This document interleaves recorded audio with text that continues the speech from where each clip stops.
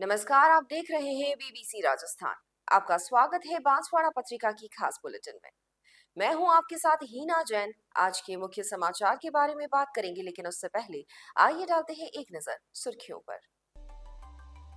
Child helpline ने नाबालिग बालिका का विवाह रुकवाया। बारात आने से पहले चाइल्ड हेल्पलाइन टीम ने कार्रवाई की। छोटी सरवन ब्लॉक कांग्रेस ने आयोजित की बैठक। नरेगा मजदूरी और आवास योजना में देरी को लेकर चेतावनी दी। बांसवाड़ा की बेटी भूमिका छाबड़ा ने फिर बढ़ाया मान। राष्ट्रीय कराटे प्रतियोगिता में जीता कांस्य पदक। बिना सूचना दिए बनाई कार्यकारिणी पर भड़के कार्यकर्ता। भाजपा जिलाध्यक्ष को भेजा विरोध पत्र। जलदाय मंत्री ने बांसवाड़ा में ली बैठक। बांसवाड़ा डूंगरपुर के पेयजल प्रबंधों की समीक्षा। क्षतिग्रस्त सीसी सड़क और गंदगी से ग्रामीण परेशान। लोहारिया ग्राम पंचायत के ग्रामीणों ने सरपंच को शिकायत दी। शराब के नशे में दोस्त ने सरिये से मारा दोस्त को। घोड़ी तेजपुर गांव में हुई मारपीट। लोधा जांगीर गांव में जमीन विवाद में हिंसक झड़प। एक परिवार के 3 सदस्य घायल, एमजी अस्पताल में भर्ती।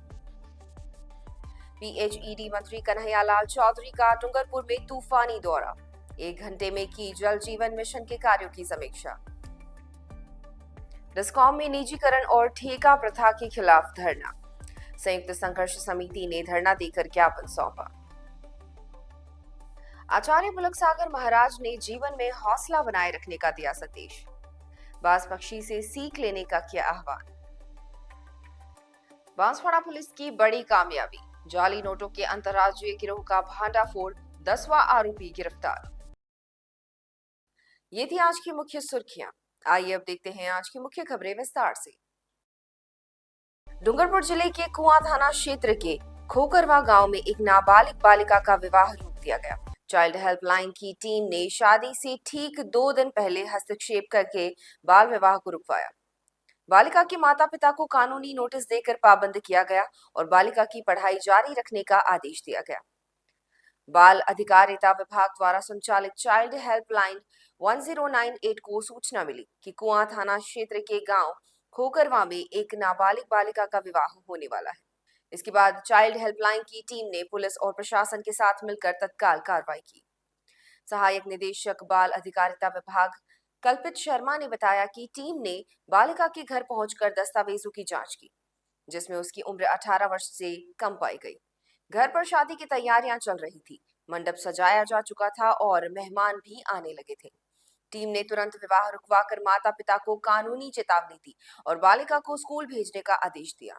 दिनांक 31 मार्च 2025 को डूंगरपुर जिले में संचालित चाइल्ड हेल्पलाइन 1098 को ये सूचना प्राप्त हुई कि चीखली के कुआं थाना क्षेत्र में एक बाल विवाह करवाया जा रहा है। तत्काल चाइल्ड हेल्पलाइन के समन्वयक मेहुल शर्मा ने संबंधित थाना प्रभारी एवं सृष्टि सेवा समिति तथा विभाग का सहयोग लेते हुए वहां पर पहुंचकर स्थल पर पहुंचकर इस घटनाक्रम की जांच की। जांच में यह पाया गया कि वास्तव में वो बाल विवाह ही करवाया जा रहा था। ऐसी स्थिति में जिला प्रशासन, संबंधित पुलिस थाना, सृष्टि सेवा समिति इत्यादि के सहयोग से उस बाल विवाह को रुकवाया गया। बांसवाड़ा की छोटी सरवन ब्लॉक में कांग्रेस कमेटी की बैठक आयोजित की गई। बैठक में पार्टी नेताओं ने संगठन को मजबूत करने और जनता की समस्याओं को हल करने पर जोर दिया। साथ ही नरेगा मजदूरों को समय पर भुगतान न मिलने और प्रधानमंत्री आवास योजना में देरी के खिलाफ आंदोलन की चेतावनी दी गई। बांसवाड़ा जिले की छोटी सरवन ब्लॉक कांग्रेस कमेटी की बैठक हनुमान मंदिर परिसर में संपन्न हुई। बैठक की अध्यक्षता ब्लॉक अध्यक्ष अंकित नेनामा ने की, जबकि मुख्य वक्ता के रूप में विधानसभा प्रभारी सौरभ शर्मा और जिला अध्यक्ष रमेश चंद्र पंड्या उपस्थित रहे। विधानसभा प्रभारी सौरभ शर्मा ने कांग्रेस पार्टी की नीतियों पर प्रकाश डालते हुए कहा कि जनता के सुख दुख में खड़े रहकर उनकी समस्याओं का समाधान करना ही हमारा मुख्य लक्ष्य है। योजनाओं का लाभ पहुंचाकर और संगठन को मजबूत करके ही हम जनता का विश्वास जीत सकते हैं। जिलाध्यक्ष रमेश चंद्र पंड्या ने कार्यकारिणी के महत्व पर बात करते हुए कहा कि यह पद न सिर्फ हमारी पहचान बनाता है, बल्कि हमें समाज और गांव की सेवा का अवसर भी देता है। उन्होंने आगामी पंचायती चुनाव में कांग्रेस की जीत सुनिश्चित करने का आह्वान किया। ब्लॉक अध्यक्ष अंकित नेनामा ने गंभीर मुद्दों को उठाते हुए कहा कि नरेगा मजदूरों को पिछले 4 पखवाड़े से मजदूरी नहीं मिली है और प्रधानमंत्री आवास योजना में लोगों के काम अटके हुए हैं। अगर 7 दिनों में समस्या का समाधान नहीं हुआ तो हम बड़े आंदोलन पर उतरेंगे। बैठक के अंत में कांग्रेस कार्यकर्ताओं ने विकास अधिकारी के माध्यम से जिला कलेक्टर को ज्ञापन सौंपा, जिसमें मांगों को पूरा न करने पर आंदोलन की चेतावनी दी गई। बांसवाड़ा की मेहनती खिलाड़ी भूमिका छाबड़ा ने एक बार फिर जिले का नाम रोशन किया है। हैदराबाद में आयोजित राष्ट्रीय कराटे प्रतियोगिता में उन्होंने कांस्य पदक जीता है। यह राजस्थान के लिए भूमिका का दूसरा राष्ट्रीय स्तर का पदक है। रेजिस्टेंस कराटे एकेडमी बांसवाड़ा की प्रतिभाशाली खिलाड़ी भूमिका छाबड़ा ने 26 से 29 मार्च तक हैदराबाद के कच्ची बावली स्टेडियम में आयोजित चौथे नेशनल कराटे प्रतियोगिता में शानदार प्रदर्शन किया। 68 किलोग्राम से अधिक भार वर्ग में प्रतिस्पर्धा करते हुए भूमिका ने ओडिशा, गुजरात, महाराष्ट्र और अरुणाचल प्रदेश की प्रतिद्वंदियों को पीछे छोड़ते हुए कांस्य पदक अपने नाम किया। इस प्रतियोगिता में बांसवाड़ा जिले की 3 खिलाड़ियों काव्य चौहान, खुशी जैन और भूमिका छाबड़ा ने राजस्थान का प्रतिनिधित्व किया। भूमिका की इस उपलब्धि पर कराटे ऑर्गेनाइज इंडिया के अध्यक्ष हंसराज भरत शर्मा, सचिव संजीव जांगड़ा और राजस्थान कराटे एसोसिएशन के सचिव अनिल कल्याण ने उन्हें पदक पहनाकर सम्मानित किया। प्रतापपुर गढ़ी नगर मंडल में भाजपा की नई कार्यकारिणी घोषित होते ही एक बार फिर विवाद खड़ा हो गया है। कई कार्यकर्ताओं ने आरोप लगाया है कि उन्हें बिना सूचना दिए पदाधिकारी बना दिया गया है। नाराज कार्यकर्ताओं ने जिलाध्यक्ष को विरोध पत्र भेजकर इसकी शिकायत की है। भाजपा के प्रतापपुर गढ़ी नगर मंडल में नई कार्यकारिणी की घोषणा के बाद एक बार फिर पार्टी के भीतर असंतोष की लहर देखने को मिली है।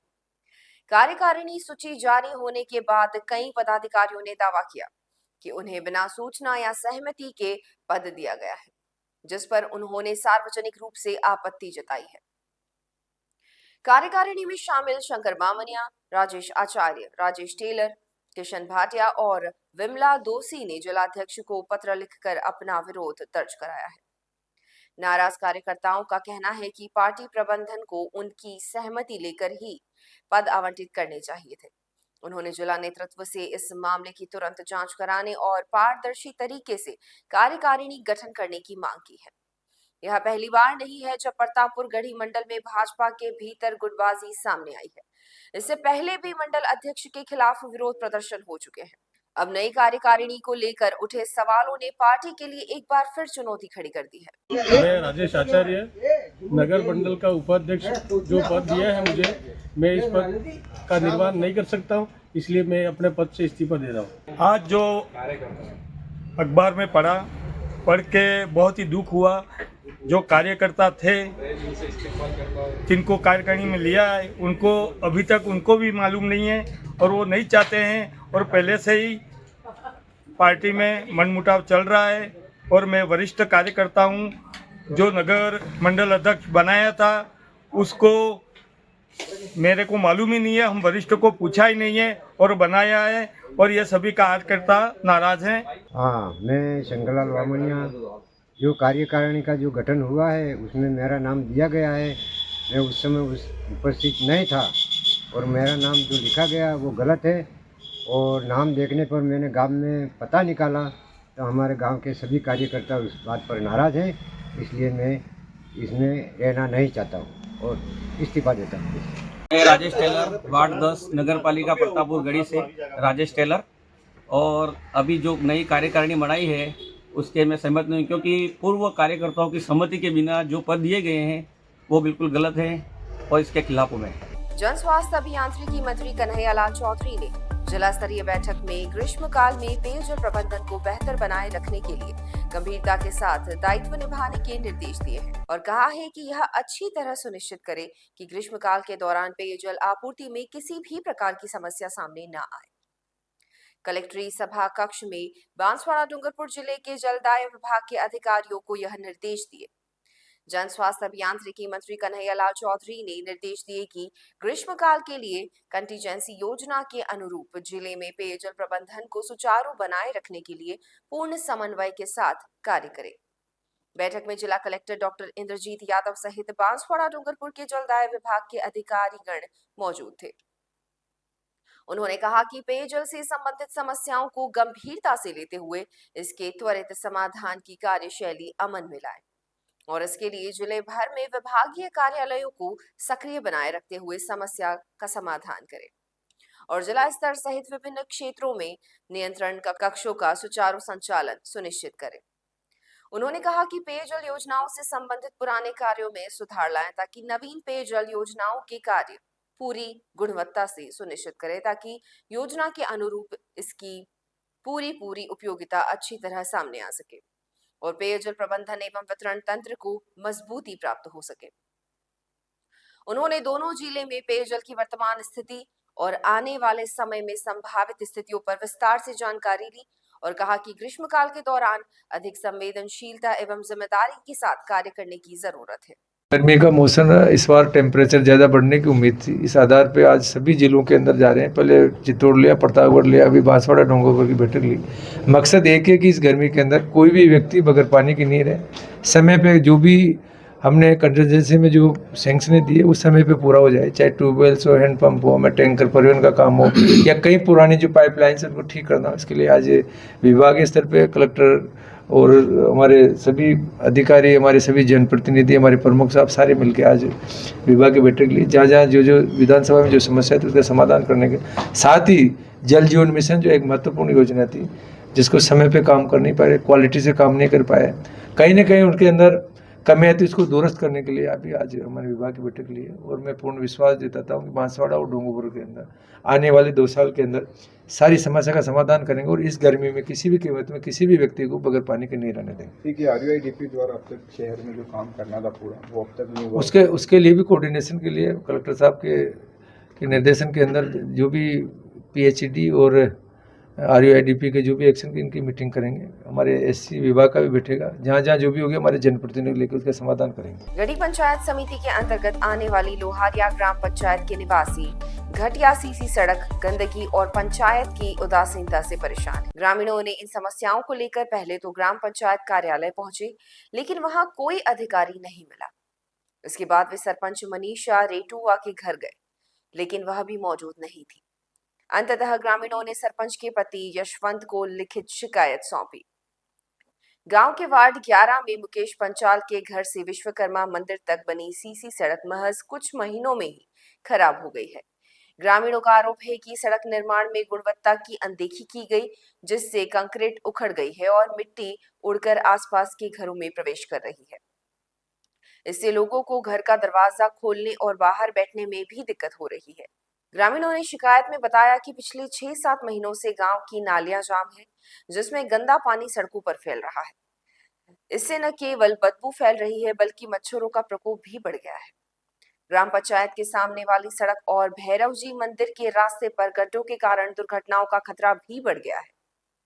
ग्रामीणों ने सरपंच से मांग की है कि खराब सड़क की मरम्मत कराई जाए और नालियों की सफाई का तुरंत प्रबंध किया जाए। घोड़ी तेजपुर गांव में शराब के नशे में 2 दोस्तों के बीच विवाद हुआ, जो हिंसा में बदल गया। एक युवक ने अपने ही दोस्त के सिर पर सरिये से वार कर दिया, जिससे वो गंभीर रूप से घायल हो गया। पीड़ित को MG अस्पताल में भर्ती कराया गया है, जहां उसका इलाज चल रहा है। पीड़ित को पहले छोटी सरवन अस्पताल ले जाया गया, जहां प्राथमिक उपचार के बाद उसे MG अस्पताल में रेफर कर दिया गया। परिजनों ने बताया कि दोनों दोस्त थे, लेकिन शराब पीने के बाद बहस हो गई। गुस्से में एक ने दूसरे पर सरिये से हमला कर दिया। अब प्रकाश का इलाज चल रहा है। प्रकाश पिता अब सुखिया। हाँ, सुखिया। कहाँ का रहने वाला है? खानपुरा। छोटी सरवन। हाँ, छोटी सरवन। और मारपीट कहाँ हुई है? घोड़ी तेजपुर। हाँ। किसने मारा इसको? आकाश ने। क्या लगता है इसका? दोस्त थे। हाँ। दोस्त तो नहीं मारा? हाँ, दोस्त ने। क्यों? क्या पता नहीं साहब। कोई पुराना झगड़ा हुआ था? हाँ, कई पुराना झगड़ा नहीं था। क्या मारा इसके सर पे? इसमें लोहे का सरिया मारा है। हाँ। कारण क्या मारने का? क्या पता साहब। तो शराब पीकर मारपीट हुई है? हाँ, शराब के दोनों के पीने वहीं छूता था। अच्छा, दोनों शराब पीकर मार हुई है। लेकिन मारा साहब। तुम्हारा क्या नाम है? मेरा सुखिया। तुम्हारा बेटा है? ये तो हाँ, मेरा लड़का है प्रकाश। तुम्हारा लड़का है? जिले के आंबापुरा थाना क्षेत्र के लोधा जांगीर गांव में मंगलवार रात को जमीन को लेकर हुए विवाद ने हिंसक रूप ले लिया। पड़ोसी गांव के कथित दबंगों ने एक ही परिवार के 3 सदस्यों नाथू, देवा और जितेंद्र के साथ जमकर मारपीट की। घटना के बाद तीनों घायलों को एम्बुलेंस से एमजी अस्पताल ले जाया गया, जहां उन्हें भर्ती कराया गया है। परिजनों के अनुसार यह जमीन विवाद कई वर्षों से चल रहा था और मंगलवार रात यह विवाद हिंसक झड़प में बदल गया। पड़ोसी गांव के कथित दबंगों ने हमला कर दिया, जिसके बाद तीनों घायलों का अस्पताल में इलाज चल रहा है। काका का इधर वाले का नाथू, इसके बाप का नाम कुबेर, और इसका क्या नाम है? दुरिया, दूलिया के बाप का नाम देवा, देवा। और ऊपर जो लड़का सोया उसका क्या नाम है? जितेंद्र, इसके बाप का नाम? पवन, कहाँ के रहने वाले? रोजा जागीर। थाना आबापुरा। हाँ, मारपीट हुई है और काय को लेकर? वहाँ गिरबे, कोई जमीन का झगड़ा? जमीन का। जमीन का झगड़ा? हाँ, जमीन के झगड़े को लेकर ही मारपीट हुई है। किसने मारा इनको? लक्ष्मीपुरा पटेल था। वो लक्ष्मीपुरा? कौन सा लक्ष्मीपुरा? हाँ, लक्ष्मीपुर, बड़ौदिया के पास वाले? वहाँ आके मारा? वहाँ जगह थी वरनी। लोधा जहांगीर में? हाँ, वहाँ आके मारा? हाँ। रिश्तेदारी थोड़ी है? है रिश्तेदार है वो? ना, गांव न था। गाँव जन स्वास्थ्य अभियांत्रिकी मंत्री कन्हैयालाल चौधरी ने आज डूंगरपुर में अपने 1 दिवसीय तूफानी दौरे के तहत जल जीवन मिशन और अन्य योजनाओं की प्रगति की समीक्षा की। सुबह सागवाड़ा पहुंचकर विधायक शंकर लाल डीजा और अधिकारियों के साथ बैठक करने के बाद वे डूंगरपुर सर्किट हाउस पहुंचे, जहां भाजपा नेताओं ने उनका स्वागत किया। पेयजल योजनाओं पर चर्चा करते हुए मंत्री ने अधिकारियों को त्वरित कार्यवाही के निर्देश दिए और मात्र 1 घंटे में समीक्षा पूर्ण कर उदयपुर रवाना हो गए। पीएचईडी मंत्री कन्हैयालाल चौधरी ने आज डूंगरपुर जिले में जल आपूर्ति से जुड़ी योजनाओं का जायजा लिया। बांसवाड़ा से सड़क मार्ग से सबसे पहले सागवाड़ा पहुंचे मंत्री का विधायक शंकर लाल डीजा और स्थानीय कार्यकर्ताओं ने स्वागत किया।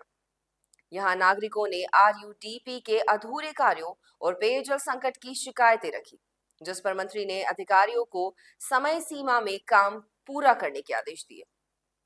डूंगरपुर सर्किट हाउस में भाजपा नेताओं, पार्षदों और सरपंचों ने मंत्री को जल जीवन मिशन के क्रियान्वयन में हो रही अनियमितताओं से अवगत कराया। बिलड़ी सरपंच बद्री प्रसाद ने निजी कॉलोनियों में पाइपलाइन बिछाने पर सवाल उठाए, तो लोकपुर सरपंच सुरेश रौत ने योजना की धीमी प्रगति पर नाराजगी जताई। मंत्री ने इन शिकायतों को गंभीरता से लेते हुए कलेक्टर को ठेकेदारों के साथ बैठक कर त्वरित समाधान का निर्देश दिया।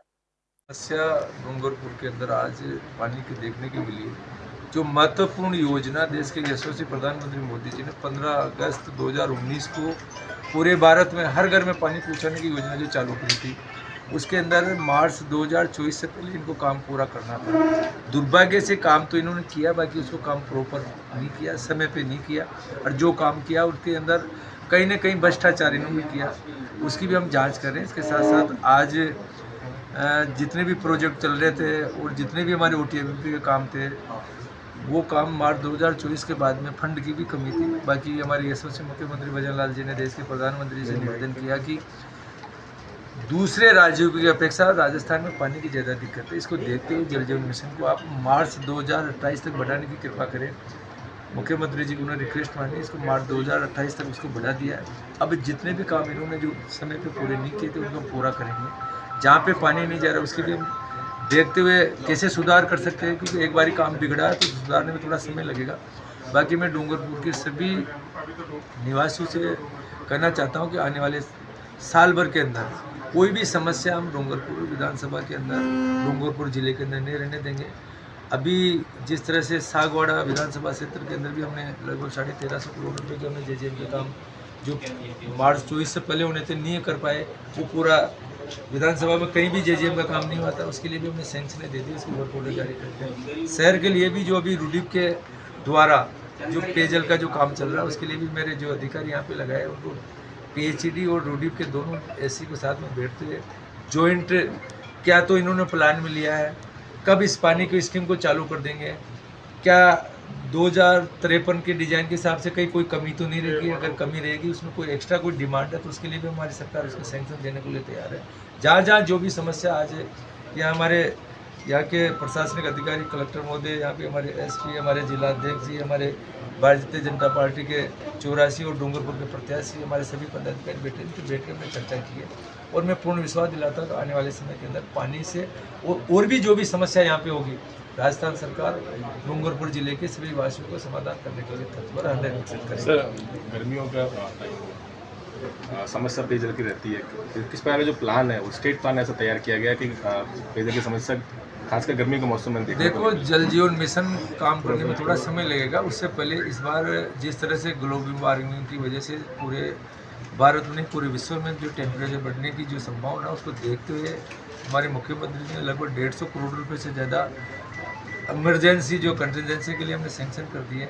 पानी के टैंकरों के लिए भी हमने लगभग 50 करोड़ रुपए ज़्यादा सेंक्शन कर दिए। हर जिला कलेक्टर को पहले 50 लाख देते थे, आज हम 1-1 करोड़ उनको दे दिए। इसके अलावा और भी कोई ऐसे सोर्स हो, कोई भी दिक्कत आएगी तो पैसे की कोई कमी नहीं है। राजस्थान सरकार टैंकर परिवहन से लेके जो भी मेंटेनेंस का काम करना है, तुरंत हम अर्जेंटली काम करने की हमारी विभाग पूरी युद्ध स्तर पर काम कर रहा है। किसी भी कीमत में किसी भी व्यक्ति को बगैर पानी के हम नहीं रहने देंगे, गर्मी में कोई दिक्कत नहीं है। सर, एक शिकायत बिरडी के सरपंच ने की कि प्राइवेट जो कॉलोनी है उसमें तो कनेक्शन विभाग ने दे दिए, लेकिन आसपास के जो लोग हैं, गरीब आदिवासी जहाँ बस रहे हैं, वहाँ तक कनेक्शन पहुँचे ही नहीं। देखो, जो कॉन्ट्रैक्टर थे बीच के अंदर काम छोड़ के भाग गए थे, समय पे उनका भुगतान किया नहीं किया, सही काम किया नहीं किया, उनके लिए सब कॉन्ट्रैक्टर्स को मेरे विभाग के अधिकारी उनको बुला रहे हैं। जो भी आदिवासी क्षेत्र हो या कोई कॉलोनी हो, कोई भी जो वंचित है उनको हम जोड़ने का काम करें, किसी को नहीं छोड़ेंगे। सर, एक लास्ट सवाल, ये जो काम जो हुए हैं इंडस्ट्रियल विलेज में, उसमें अभी तक सारे के सारे जैसे 21 से जो काम शुरू है वो अभी भी अधूरे हैं और ठेकेदार ने आधे काम छोड़ दिए। जैसे बार बार अपन कह रहे हैं कि कार्रवाई करेंगे, पर अब जनता तो मात्र हो रही है। पिछले 3 साल हो गए, टंकियाँ बन गई है, पाइपलाइन पहुँच गए हैं। देखो, सबसे बड़ी समस्या यही है कि पिछली सरकार ने जो भ्रष्टाचार किया, समय पे काम नहीं किया। मार्च 2024 को काम पूरा करना था, काम कंप्लीट नहीं होने की वजह से ये जल जीवन मिशन पूरे भारत में बंद हो गया था। हमारे मुख्यमंत्री जी ने रिक्वेस्ट से वापस चालू किया। 1 अप्रैल से अभी वापस योजनाओं को चालू करने के लिए जल जीवन मिशन सेकंड चालू है। अब जो भी काम अधूरे तो उनको पूरा करेंगे। राजस्थान विद्युत संयुक्त संघर्ष समिति के कर्मचारियों ने सहायक अभियंता कार्यालय के सामने धरना प्रदर्शन करते हुए उपखंड अधिकारी को ज्ञापन सौंपा। उन्होंने राज्य सरकार द्वारा डिस्कॉम के निजीकरण और ठेका प्रथा को बढ़ावा देने के निर्णय का कड़ा विरोध किया। समिति ने चेतावनी दी कि यदि मांगे नहीं मानी गई तो वे 16 अप्रैल को जयपुर में बड़ा आंदोलन करेंगे। संघर्ष समिति के प्रतिनिधि सलीम खान ने बताया कि सरकार तीनों डिस्कॉम का धीरे धीरे निजीकरण कर रही है। आउटसोर्सिंग, FRT, ठेका प्रथा और CLRC जैसी प्रथाओं के जरिए काम निजी कंपनियों को सौंपा जा रहा है। इसके अलावा HAM मॉडल के तहत 33 kV GSS फीडर का सोलराइजेशन और सेग्रीगेशन भी निजी कंपनियों को दिया जा रहा है। कर्मचारियों ने आरोप लगाया है कि प्रसारण निगम में भी धन की कमी का बहाना बनाकर निजीकरण किया जा रहा है। उनका कहना है कि यह कदम सरकारी कर्मचारियों के हितों के खिलाफ है और इससे रोजगार सुरक्षा को खतरा पैदा हो गया है। संघर्ष समिति ने घोषणा की कि यदि सरकार ने उनकी मांगों पर ध्यान नहीं दिया तो वे आगामी 7 अप्रैल को सुपरिटेंडिंग इंजीनियर कार्यालय पर फिर से धरना देंगे। हमारा आज संयुक्त संघर्ष समिति के आह्वान पर चरणबद्ध धरना प्रदर्शन है, जिसमें फर्स्ट चरण है आज सहायक अभियंता महोदय और उपखंड अधिकारी महोदय को ज्ञापन दिया जाएगा निजीकरण के खिलाफ। दूसरा चरण में 7 तारीख को अधीक्षण अभियंता महोदय और जिला कलेक्टर महोदय को ज्ञापन दिया जाएगा और 16 अप्रैल को जयपुर में विशाल धरना है। मेन मांग यही है कि निजीकरण बंद करो। और अभी जनवरी से राजस्थान में स्पॉट बिलिंग लागू की गई है, उसमें कई तरह की समस्याएं हैं और उसमें अपने TSP क्षेत्र की बात करें तो जैसे यहाँ पे जो BPL उपभोक्ता है, पहले उनको सब्सिडी मिलती थी, वो सब्सिडी इसमें बिल्कुल बंद हो गई है। तो ऐसी काफ़ी समस्या आ रही है, उसके लिए हमने ये धरना प्रदर्शन और ज्ञापन का रखा है। और मेन है कि अजमेर डिस्कॉम या जयपुर डिस्कॉम है, जयपुर डिस्कॉम में हेम मॉडल से सारे GSS को ठेके पे दे रही है निगम। धीरे धीरे कर्मचारियों की नई भर्ती नई बंद हो गई है और ठेके प्रथा बढ़ रही है अलग अलग, जैसे कभी सिक्योर को दे रही है, कभी टाटा को दे रही है, अलग अलग सिटी में जैसे टुकड़ों में उसका निजीकरण कर रही है। इसी के विरोध में हम ज्ञापन कर दे रहे हैं और धरना प्रदर्शन कर रहे हैं। लोहारिया PM श्री राजकीय उच्च माध्यमिक विद्यालय लोहारिया में राष्ट्र संत आचार्य पुलक सागर महाराज ने छात्रों और ग्रामीणों को जीवन में सफलता के मंत्र दिए। उन्होंने बताया कि संघर्ष के बिना सफलता नहीं मिलती और बाज पक्षी से प्रेरणा लेकर हमें कठिनाइयों का सामना करना चाहिए। आचार्य पुलक सागर ने बताया कि बाज पक्षी 70 वर्ष जीता है, लेकिन 40 वर्ष की उम्र में वह कमजोर हो जाता है, फिर भी वह हार नहीं मानता। वो अपनी चोंच, पंख और पंजे त्याग कर नया जीवन शुरू करता है। इसी तरह मनुष्य को भी मुश्किलों से घबराना नहीं चाहिए, बल्कि संघर्ष कर आगे बढ़ना चाहिए। उन्होंने राम, कृष्ण, महावीर और विवेकानंद के जीवन प्रसंग बताते हुए कहा कि इन महान व्यक्तियों ने भी कठिनाइयों का सामना किया, लेकिन हार नहीं मानी। उन्होंने बताया कि असफलता जीवन का हिस्सा है, लेकिन इसे स्वीकार कर आगे बढ़ना चाहिए। आचार्य ने कहा कि व्यक्ति को सोने की तरह मजबूत और अनमोल बनना चाहिए। सोना कहीं भी रखा जाए उसकी कीमत कम नहीं होती। इसी तरह ईमानदारी और मेहनत से आगे बढ़ने वाला व्यक्ति हमेशा सफल होता है। इस अवसर पर प्रधानाचार्य हिमांशु पंड्या, पंकज त्रिवेदी, पृथ्वीराज सिंह, सचिन जैन, विकास पटेल, खुश खेरवासिया, सुरेंद्र सेठ, नलिन जैन सहित विद्यालय स्टाफ और ग्रामीण उपस्थित रहे। बांसवाड़ा पुलिस ने जाली नोटों के एक बड़े अंतर्राज्यीय गिरोह का पर्दाफाश करते हुए 10वें आरोपी सुखराम तंबोलिया को गिरफ्तार किया है। पुलिस ने सबसे पहले 18 मार्च 2025 को पुलिस टीम ने धुलियागढ़ निवासी महेश कटारा के घर पर छापा मारा। इस दौरान 1,39,300 रुपए के 100, 200 और 500 रुपए के जाली नोट बरामद किए थे। साथ ही नोट छापने में इस्तेमाल होने वाली प्रिंटर भी जब्त कर लिया गया था। पूछताछ में महेश ने खुलासा किया कि उसे रमेश के जरिए खूंटा गलिया निवासी कमलेश तंबोलिया से 2 लाख रुपए के जाली नोट मिले थे। आरोपी कमलेश की जानकारी के आधार पर पुलिस ने गुजरात के दाहोद से 2 अतिरिक्त प्रिंटर बरामद किए, जो जाली नोटों की छपाई में उपयोग किए जा रहे थे। इसके अलावा सुखराम तंबोलिया से 15,000 रुपए के जाली नोट भी जब्त किए गए थे। पूछताछ से पता चला कि कमलेश और सुखराम ने मिलकर जाली नोटों की छपाई की थी। उनका नेटवर्क राजस्थान, गुजरात और अन्य राज्यों तक फैला हुआ था। आरोपियों ने झालोद और दाहोद में अलग अलग स्थानों पर लाखों रुपए के जाली नोट छापे थे।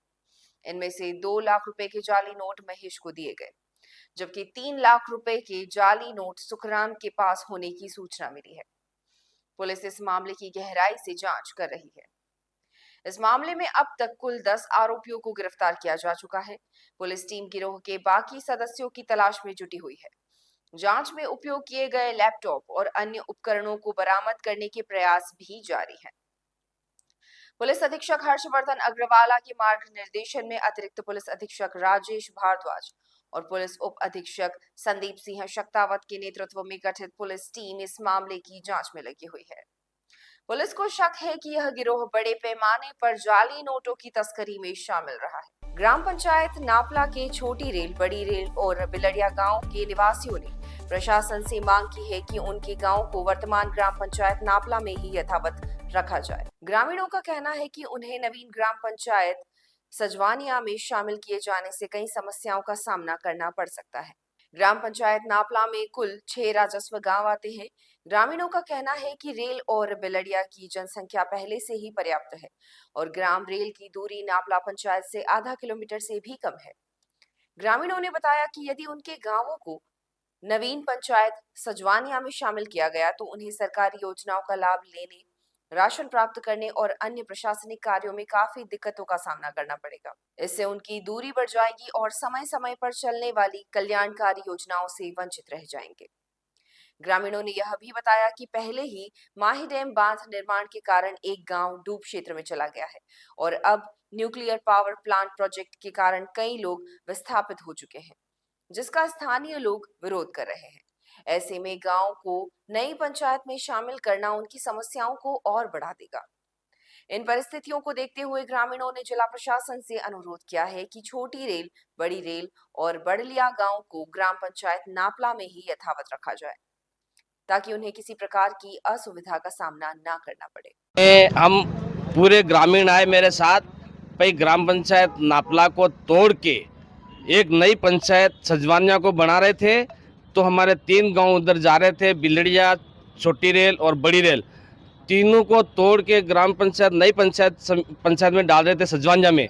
तो हम सभी ग्रामीण चाहते हैं यथावत हम ग्राम पंचायत नापला को छोड़ के कहीं भी नहीं जाएंगे और हमारी पंचायत वही मूल पंचायत ग्राम पंचायत ही नापला में रहेंगे हम लोग सभी ग्रामीण। इसमें कितने गांव आ रहे हैं?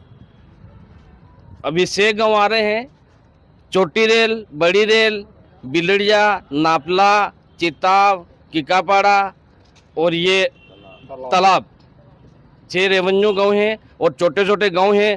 पहले से हम माइडियम की वजह से हमारे इधर उधर लोग हो गए हैं और अभी परमाणु बिजली घर में लोग इधर उधर हो गए हैं, तो इससे और छोटी पंचायत होती जा रही है। इसलिए हमारे उसी पंचायत में रहना, इधर उधर भटकने का काम नहीं करेंगे। ये थी आज की मुख्य खबरें और ऐसी ही तमाम खबरों के लिए देखते रहिए बीबीसी राजस्थान। अपने क्षेत्र, संस्था, समाज और संगठन के समाचारों को प्रसारित करवाने के लिए हमारे मोबाइल नंबर 9414102499 पर संपर्क करें।